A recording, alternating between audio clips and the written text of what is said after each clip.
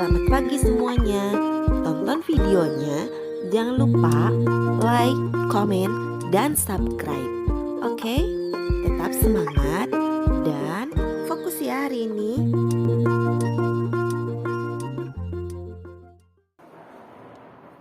Assalamualaikum warahmatullahi wabarakatuh. Halo anak soleh dan soleha, apa kabar kalian hari ini?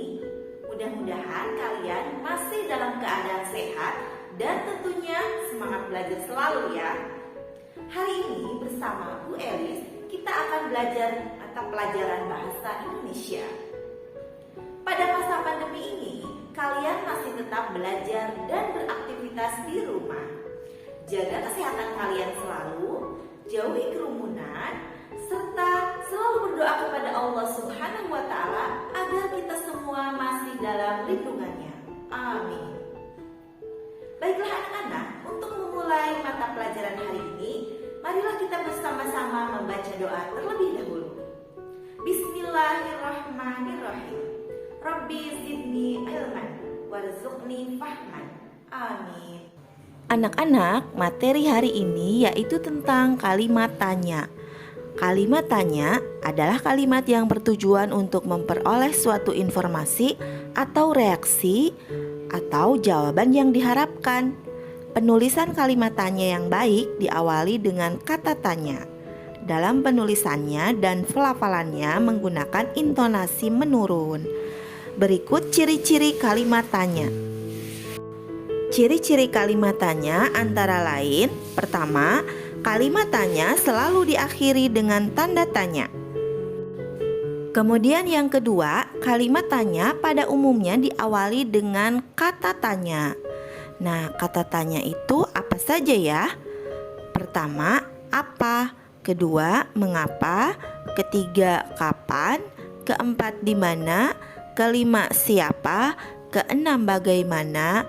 Dan satu lagi, ketujuh, yaitu berapa.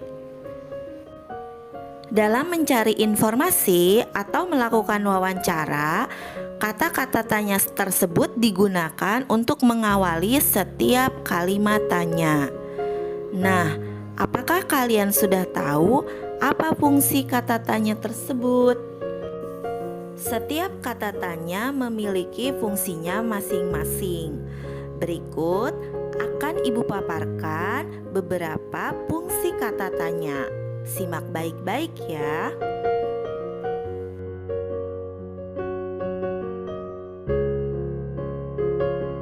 Fungsi kata tanya. Pertama, kata tanya apa? Kata tanya apa digunakan untuk menanyakan keadaan benda dan perbuatan. Contoh, pertama, apa manfaat matahari bagi manusia? Yang kedua, apa yang dilakukan Adit setelah bangun tidur? Kemudian, kata tanya yang kedua yaitu siapa. Kata tanya siapa digunakan untuk menanyakan orang, tokoh, atau pelaku suatu perbuatan. Contoh, pertama, siapa sajakah yang harus membersihkan lingkungan? Yang kedua, siapa yang bertanggung jawab menjaga kelestarian alam? Berikutnya, kata tanya yang ketiga yaitu di mana. Kata tanya di mana digunakan untuk menanyakan tempat atau lokasi. Contoh, pertama, di mana kita bisa membeli buku cerita? Yang kedua, di mana tempat untuk mencuci tangan? Kata tanya yang keempat yaitu bagaimana. Kata tanya bagaimana digunakan untuk menanyakan keadaan tentang sesuatu hal, kabar, dan cara. Contoh, pertama, bagaimana upaya melestarikan hewan gajah ini? Kedua, bagaimana cara menjaga kelestarian alam?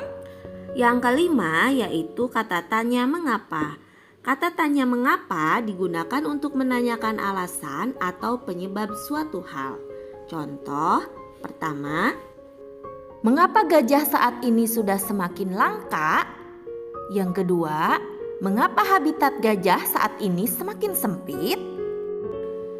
Selanjutnya yang keenam yaitu kata tanya kapan. Kata tanya kapan digunakan untuk menanyakan waktu yang sudah, sedang, dan akan berlangsung. Contoh pertama, kapan ibu mulai mengajar di sekolah ini? Kedua, kapan kau berlibur ke rumah kakekmu? Dan selanjutnya, kata tanya yang ketujuh yaitu berapa. Kata tanya berapa digunakan untuk menanyakan jumlah atau harga. Contoh pertama, berapa jumlah siswa kelas 4 di SDIT Al-Fatih 1? Yang kedua, berapa harga 1 kilogram gula pasir? Nah, anak-anak, demikianlah penjelasan beberapa fungsi kata tanya. Kemudian, ciri-ciri kalimat tanya yang ketiga yaitu kalimat tanya menggunakan artikel atau imbuhan kah pada bagian akhir kata tanya, seperti apakah, bukankah, siapakah, dan lain-lain.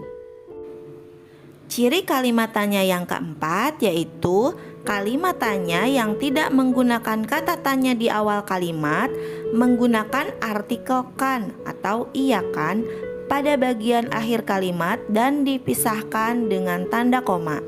Contohnya, ini bagus, benar kan?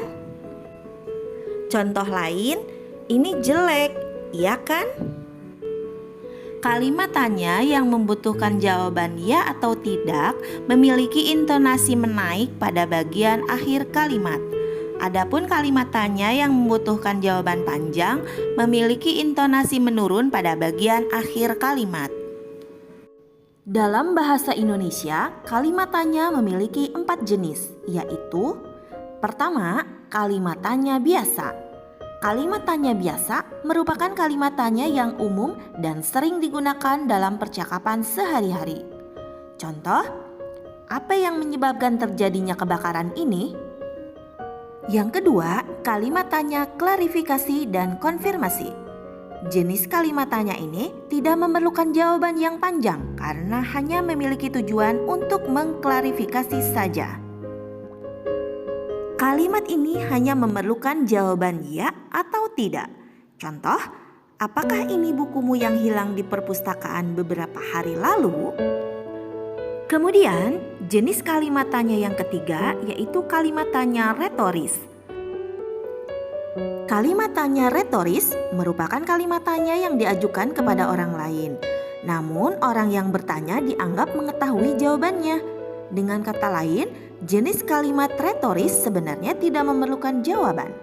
Contoh, siapa yang akan bertanggung jawab terhadap moral bangsa kalau bukan kita? Dan jenis kalimat tanya yang keempat yaitu kalimat tanya tersamar. Kalimat tanya tersamar merupakan kalimat tanya yang biasanya disampaikan secara langsung, seperti meminta, menyuruh, atau menolak. Contoh yang pertama, tujuan meminta. Bolehkah saya tahu siapa namamu? Yang kedua, contoh tujuan menyuruh. Maukah kamu menemaniku ke perpustakaan?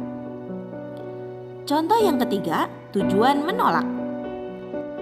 Apakah keputusan ini sudah mutlak? Demikianlah anak-anak penjelasan tentang kalimat tanya, ciri-ciri, dan jenis-jenisnya. Semoga kalian semua paham ya. Tetap semangat dan selamat mengerjakan tugas. Tugas hari ini kalian menjawab latihan soal. Tulislah soalnya pada buku tulis bahasa Indonesia dan jawablah dengan tepat sesuai dengan materi yang telah dijelaskan. Jika telah selesai mengerjakan, foto dan kirim japri via WA ke Bu Elis. Oke? Semangat ya nak. Demikianlah anak-anak materi pembelajaran bahasa Indonesia hari ini. Mudah-mudahan kalian semua paham ya. Mari kita tutup pembelajaran hari ini dengan membaca hamdalah bersama-sama. Alhamdulillahirabbil alamin. Tetap semangat belajar dan teliti mengerjakan tugas ya. Wassalamualaikum